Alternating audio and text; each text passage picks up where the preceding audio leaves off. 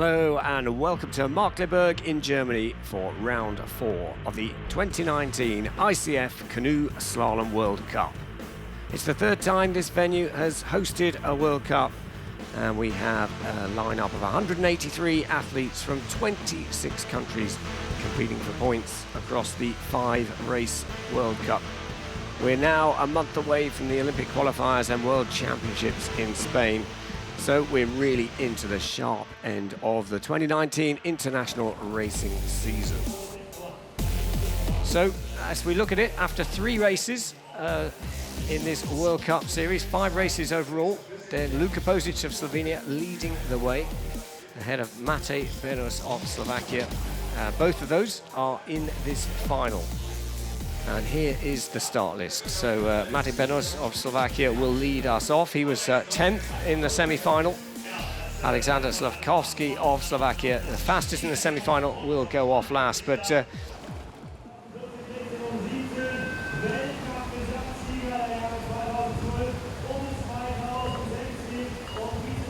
Alexander Slavkovsky, the fastest from the semi-final, is now on course. The last boat down, and he needs to go quicker than 94.33 to take 60 points in this ICF Canoe Slalom World Cup 4. 3-time European champion, very accomplished paddler, always in or around the finals. Very smooth paddling right now, looking very deliberate. He knows where he's driving the boat. Now this is the move, this is where the penalty was picked up for Markkleeberg. Well, he takes it very direct, he goes for the spin. Very tight on the poles.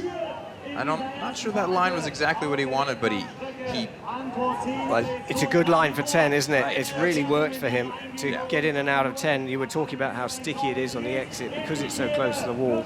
It'd be interesting to see whether that shows up. He was a second up on the split at the top. Very smooth here. He's just transitioning super well into those plan Bs and Cs. Nice bounce here. Oh, picked up some a little bit more of an advantage here as well. And he's just looking so calm, so composed, really fluid, but he can't afford to relax because 1.66 can easily be eaten up even just on the sprint to the finish. Yes, absolutely. Crushed that upstream though. Very nice cross, carried some speed. Good little jump here, and now here comes the grunt work. Just a little bit hung up there, but he's got the time to oh, it's going to be a big time, surely. And into the race lead, Alexander Slavkovsky doesn't just take the win, he smashes that time, 92.54. And he made it look so easy. I have to thank him because I believe that I said 92 earlier after semifinals, so he made that a thing for me. We've got some big names in this race.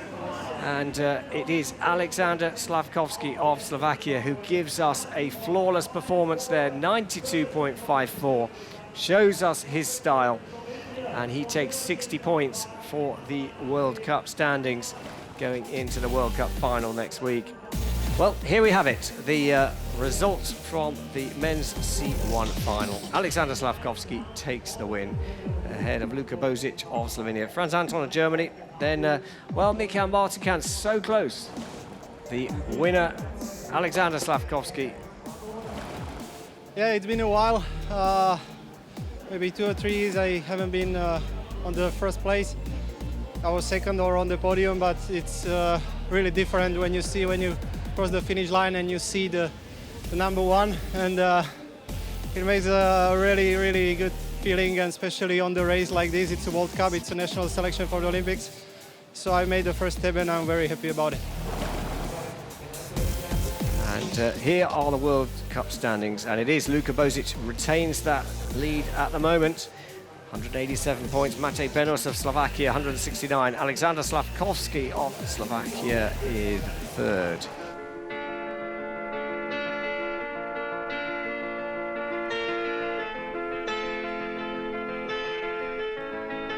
Hello, my name is Franz Anton. I have won the World Championship title in C1 last year in Rio. And I think I'm more than just an athlete, I help the sports growing. I have launched my own magazine 2 weeks ago, together with a marathon runner. It was a project to find, to be more public and to let the people know who I am. I try to create something around the sport, something that I can work for in my free time. So I'm not focused on the sport always, so I can focus on something else. I can find a balance between training and the other stuff I do. Luckily, I have my wife. She's putting a lot of pressure on me if I'm not focused or if I lose the focus. My coach is helping me, and in the end, if I notice something is wrong with my training results or at the race, I immediately start to think about what was the reason for. And when I think that's the reason is because I have to spend more time on training or something else, which doesn't happen yet, but if it will happen some days, I have to change a lot.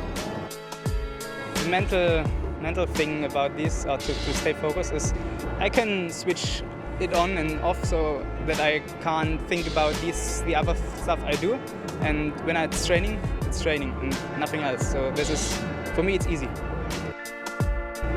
I'm turning 30 this year, so I think I will go to Paris till 2024 with the Athletes Life, and after it, I hope in this time I can start my own business, something like this, and to be creative and to do the public relations. That's what I really like to do, and that's what I also do here now. I have so many ideas I would like to do, but I have limited time, so if someone wants to help me, I have a lot of work for you.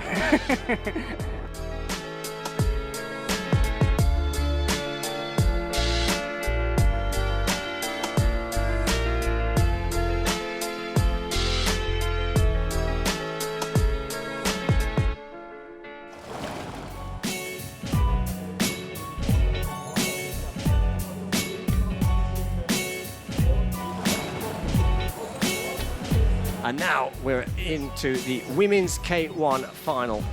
The top 10 from the semi-finals this morning.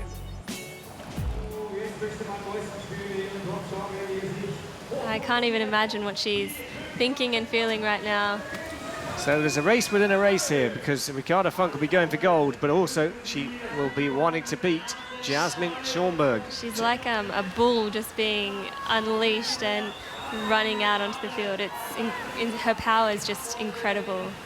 And you can see she's so focused, and you know that she wants it, and I'm sure she can hold it together and really, I mean, she makes it look effortless, really.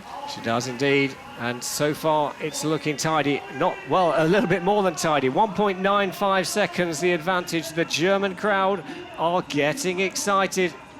I think it's also hard when you hear, when it's your native language and you understand what the speaker is yelling at you, and you can hear the times of the others. Sometimes it's nice to just not understand it, but absorb the hype. And she was really good on the upstream gate 10. That was where Jess was good too. So I would expect her still to be in contention with definitely Jessica at this second split. I mean, maybe even up. She's keeping her boat so dry and just, there we go. She is up. 1.84 seconds up, but gosh. it's going to be tight, but it's not over yet. Yeah, I mean, you can see she's just on an incredible run, and you don't get nervous watching her. She just looks so in control and keeps, even if she's late, she just accelerates so well. And this is an incredible run from Ricarda, and it's so exciting to watch. Surely we're looking at the race winner here. Ricarda Funk of Germany comes towards the finish line, and she devastates the field. 95.27. Nearly 4 seconds up. Respect there, and that not only takes a gold medal here in this World Cup, but also she knows she's going to Tokyo. It wouldn't surprise me if a bit of emotion comes out there. Oh gosh, that was so incredible to watch, and it's so beautiful to see someone earn their spot with that much time and margin, and to win the quals, to win the semis, and then to win the finals. Yeah, wow.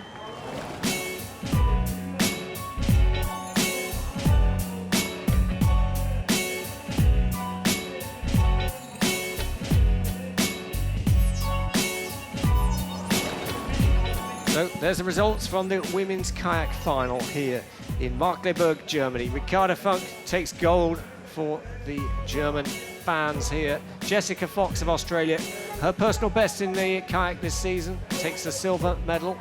And Stephanie Horn follows up her win at the last World Cup with a bronze medal for Italy. So I think shortly we'll be able to hear from Ricarda. There she is. Surprised she's not in tears and just ecstatic. She's very composed, and that translates in her paddling as well. She keeps the focus. Yeah, I'm really happy with my run. I was just in the flow, and yeah, it was actually really fun to race, and yeah, it means a lot because it's part of the Olympic selections, and yeah. And here's the World Cup standings. It is still Karina Kundler of Austria leading after 4 races, but Ricarda Funk moved up to second there with her win. Eva Tersel in third. Jessica Fox again moving up with 4th place for Australia. And well, we'll be in Prague next weekend for the World Cup final. Double points up for grabs. Hi, my name is Ana Sátila. I'm 23 years old. I paddle for Brazil, and I'm racing K1 and C1 women. Hello, I'm Monica Doria, and I paddle C1 and K1. So in my case, I'm paddling K1 and C1 because, first of all, my coach, Rivaldi, when he was training me, he wanted so much for me to do both, to have this feeling with the C1 and everything. And I didn't enjoy in the beginning because it's really much harder than K1. You need to have this feeling and the contact with the boat and the water. And it was very, very hard for me. I didn't want to change in the beginning, you know, to switch sides, and this made the C1 for me much harder. And after some years, 1.5 years, I started really to enjoy it because I knew what to do and how to paddle the C1, how to have fun in the water. C1 I really enjoy because of this feeling.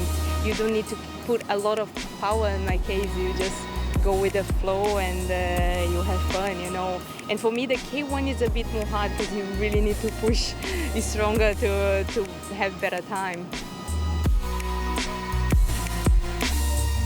In the races, it's really hard to do both because it's more tiring, but I think it's an advantage. K1 helps C1 and C1 helps K1 because at the end, the course is the same, the water is the same, and it's the same sport. At the end, it just changes the paddle and how you're sitting. In the C1, you're a bit more high, so it's easier to jump in the stoppers and everything. But then you have to prepare a lot the movements, because if you're a bit wrong, you can't do it. And well, in the K1, you can at the end save it. So it's a bit different planning. If I have to choose now, I would choose C1, but I really like doing K1. It's really fun, and you can be like more fast. I really love to paddle both. I studied in K1, I paddle for 3 years just in K1, and I really enjoy it. And C1 now it's my favorite a bit more because I really enjoy to have fun, and I don't know also to do all the things. So every day it's a new hard thing to do and learn and to get used to. So I'm really enjoying it, but I want to give my 100% and see what's gonna happen.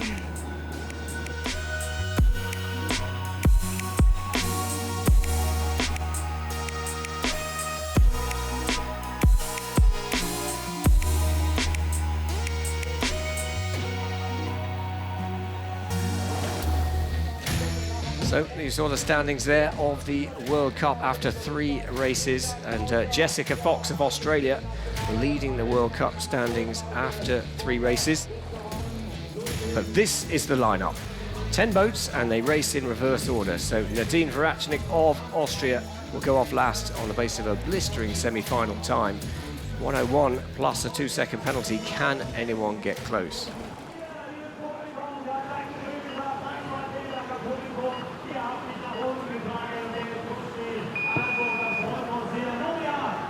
And next up on course for Spain, it is Nuria Villarubla, who's very capable. She's a European champion.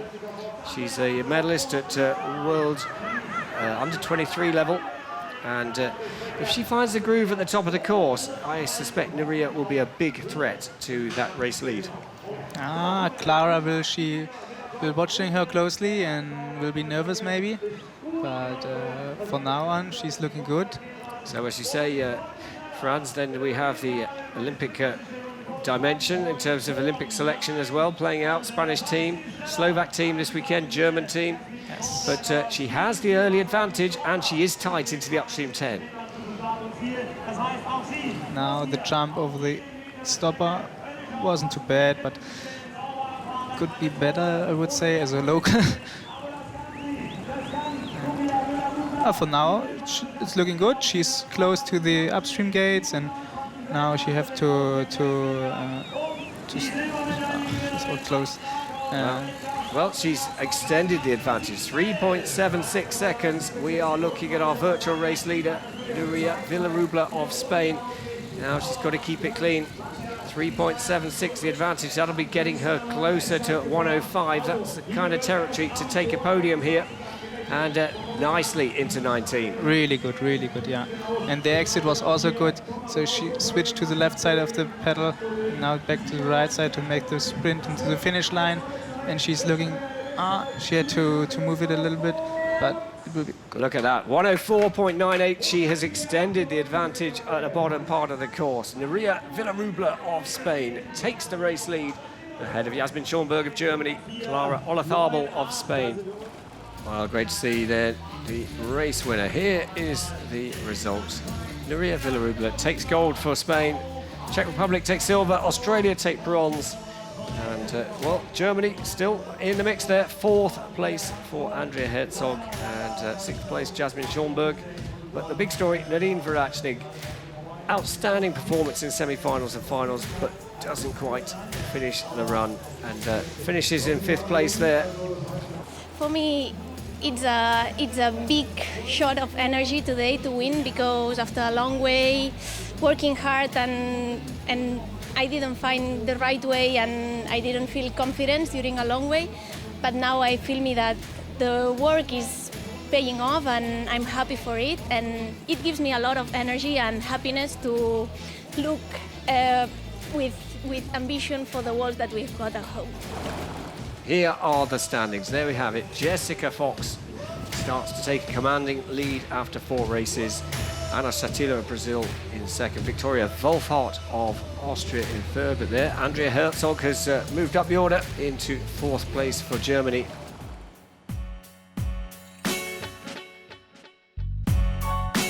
I think something that's specific to the C1 women category is the switching technique. So traditionally, the C1 men have always mainly paddled on one side, which means that when they've had to reach to the non-dominant side, they have to bring the paddle across their body. And I think the women, when they started out in the C1 category, it demanded a bit more strength and a bit more I guess stability in our shoulders. I know for me, I was always a little bit nervous and a bit scared of falling in a stopper on a crossbow, so that's where the switching technique came in for me. I was originally a K1 paddler, so paddling on both sides meant that the switching was natural.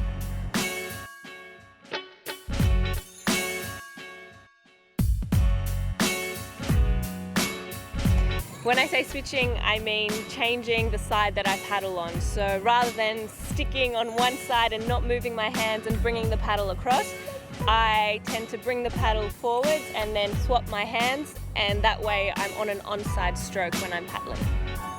I think the advantage of switching is that you're always onside for any particular upstream or any particular stopper move. It's safer. Sometimes it's faster, and I think that there are a few things to think about. The timing of the switching, so making sure that you're swapping hands when you're stable, so you're not in the middle of a wave, you're not just passing a gate. You've got to be really stable either before a gate or after a gate, before a stopper, afterwards. Just timing, that's important. I think gripping your paddle well, not throwing it too fast or too hard that you actually let go of it is also important. So practicing that on the flat water when you're starting out is useful. And third, maybe I think it's important to still develop both sides. So learning to paddle all on the right side, developing the crossbows on that side, learning all on the left as well, so that when you're training you can practice doing a course all on the left side, all on the right side, and also switching. Because sometimes in a competition, something might happen, you don't have time to switch. You've got to have a plan B, you've got to be able to do it on both sides. And I'd also recommend learning to roll on both sides if you're also switching, so that you don't capsize and have to swap underwater.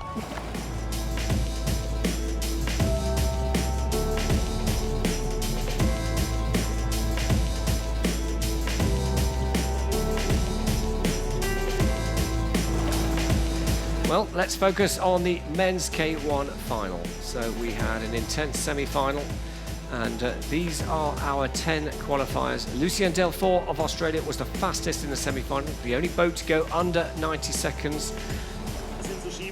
So geht das im Kanu-Slalom in der Weltspitze. Und jetzt schauen wir auf das Doppelpack der Tschechen. Willkommen im Finale, möchte man sagen.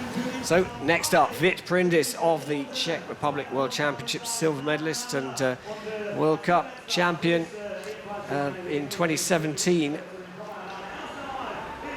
Always a smooth paddler. Hasn't been as consistent in the World Cup as he has been in previous years, but certainly had the pace in the semi-final earlier.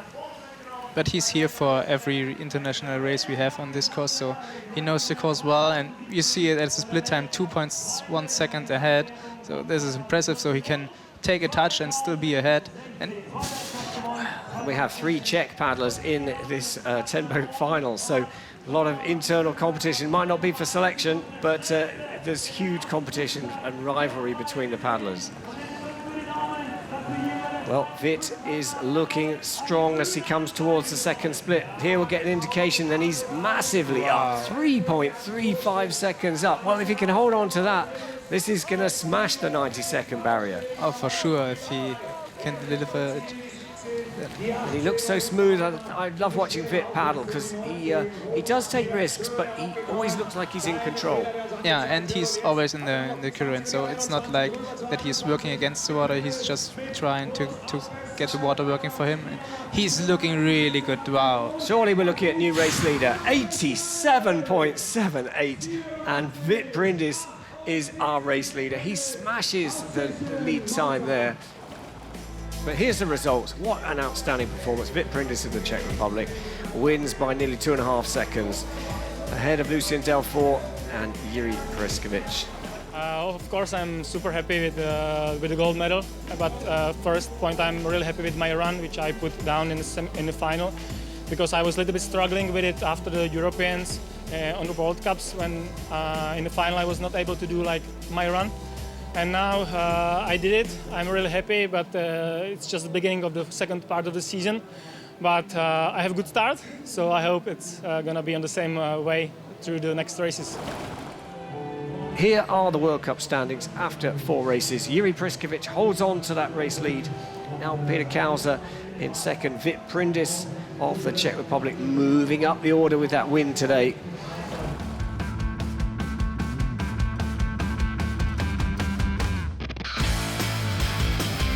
We're racing. Well, not a lot to choose between them off the start. Sage Donnelly gets really squeezed off the start, but it's a good start there.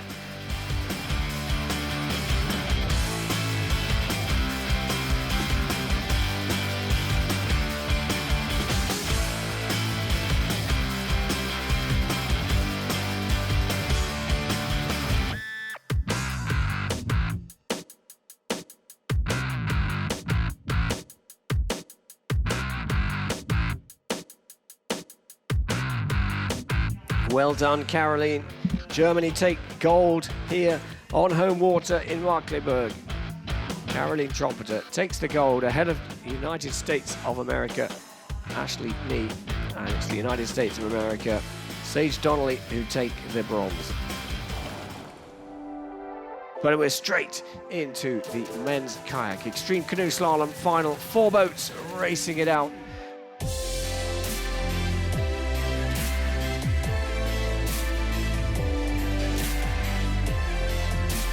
Etienne Chappell, well, he didn't really look back. He got a great start, got to the first gate first, and never really had the challenges that some of the other paddlers had.